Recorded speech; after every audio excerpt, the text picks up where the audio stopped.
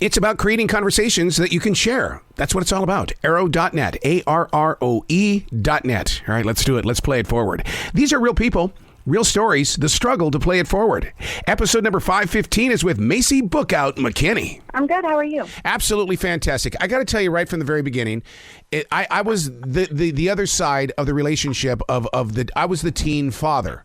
And so that's why I have always loved MTV's Teen Mom, because I live vicariously through you guys, and I keep seeing the most brilliant things about your continued life, that even though we were sharply judged as teenagers, as adults, you're leaders. I really appreciate that. Thank you. And to see you guys all coming together on the next chapter, I love this because, you know, if you're not on the front page of the newspaper, well, you know, we don't think about it. But I love the way that MTV continues this story forward. Yeah, I'm really looking forward to all of us being on the same show and a part of the same cast.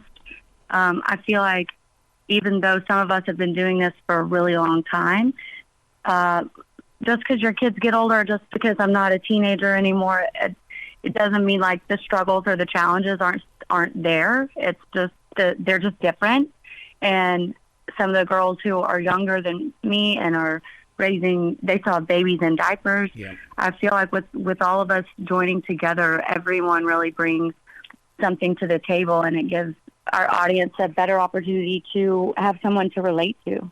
You know, Maci, there's going to come a time, and I might as well just bring it out right now, that it's going to be MTV's Teen Mom Grandma. I mean, because your kids are going to have kids, and you know, because you've grown up right here in front of us, we're going to want to see that.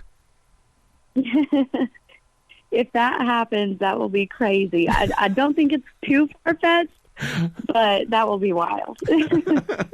So how has everything changed between everybody that's been a part of this? Because, I mean, we all go through our evolutions. We've gone through COVID. We've seen, you know, I mean, I don't even want to send my kids to school anymore.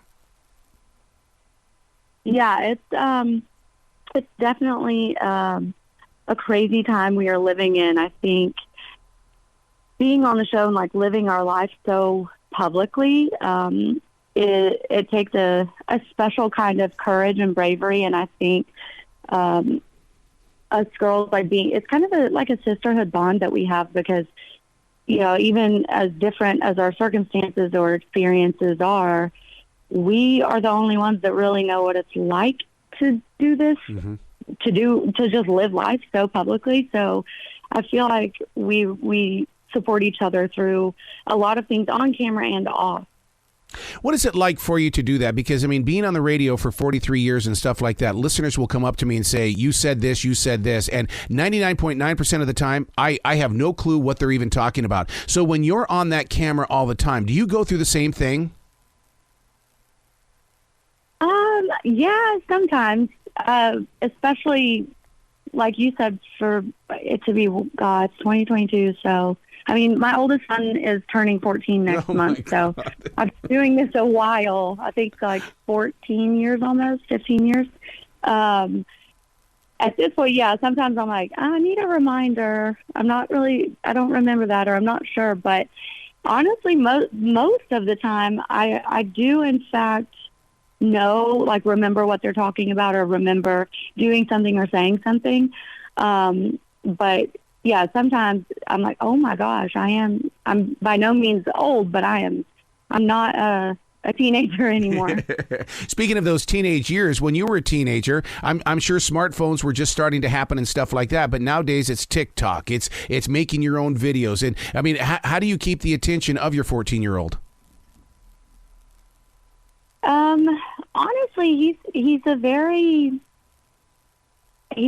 I wouldn't call him shy, but he's a very, likes to be at home, enjoys actually hanging out with his family or his brothers and sister. So it's not too difficult, but I also, like any apps that he has, him and I, my son and myself, we will go through and we'll compare our screen time. And it kind of turned into like a competition of who can have less screen time. And so I figured out that little trick with him. Like if I make it a competition, then I'm not the butthead parent. So talking reality, and I did admit to you that I was a teen father. One of the things that I really did growing up into fatherhood and stuff like that was when my daughter became a teenager, it was instantly protect yourself. And then when my grandchildren came into the world, it was the same exact thing. Do you find yourself being that kind of leader as well? Yeah, definitely. I feel like I do relate to that a lot. It's interesting because my parents were also teen parents, and they're actually still married today. But I feel like me and my parents had a very open relationship, and it wasn't that I couldn't talk to my mom about, birth control. It was just a matter of timing. Yeah. I should have had the birth control talk, and honestly, she probably should have too, a little sooner. But it's one of those, I try not to get boring to Bentley and oh, well, this is what I did. Don't do that. This is, this is hard. And I could have went a different route because, he doesn't care about that stuff. He's 14. He's like, Mom, you're stop talking. I don't care about this. So I do try to find creative ways, but for me and my kids, I feel like open conversation, open dialogue, a safe space to talk about anything and everything is really key. And I've started that with all of my kids since they could talk. So I do feel like for now, I feel pretty good about the decisions that Bentley has to make every day and that might make in the future. But it's still terrifying. I don't want to look back at a few years and be like, you remember that time you said you felt comfortable with with this? But no, I do find myself doing that as well. One thing that you've never been afraid of is talking about the experience. And that's what I love about the fact that you took your experiences in life and you put it in book form. I wasn't born bulletproof. This is a book that still needs to be read even today. Yeah. Writing that book, one of the things as people were watching me grow up and watching me be a young parent and a parent today, I feel like I constantly heard people say, you make it look so easy, you're so strong, this and that and the other. And I'm like, is that maybe externally that's what I look like? Because most of the time on the inside, I was freaking out because I didn't know what I was doing. But I just felt like it was a good book to write for anybody, any age, but especially for young people and young adults, because I think sometimes we do get caught up in, what people are showing us or what people are saying, and there's really no meat on the bone. So it's kind of one of those, it may look like this, but here's how I knew to make this decision, because actually, prior to that, I had made a different decision and it didn't work out. So I just felt like it was a good book for people to relate to, and it's also got a good sense of humor about it too. Yeah. One of your best decisions, Taylor. I mean, let's give him kudos. I grew up with a stepfather that I just called Dad. In other words, it doesn't matter. Step. I don't believe in that. But Taylor has been there as well for you.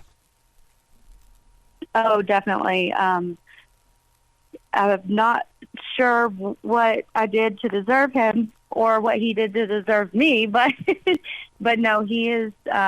He's fantastic, and I mean, a super good dad, very hands-on, has always loved and supported Bentley, who is not biologically his, but he truly has raised him. And honestly, in our house, we don't really say step or half or anything like that either, because we're just family. This is just our family. We're just real people. No. We're just real people. Yeah. Yep.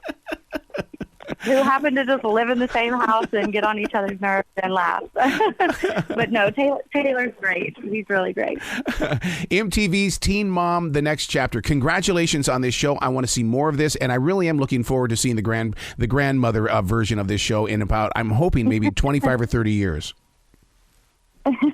Sounds good. Thank you. You come back to this show anytime in the future, Maci. The door is always going to be open for you, okay? Thank you so much. All right. Be brilliant today. Thank you.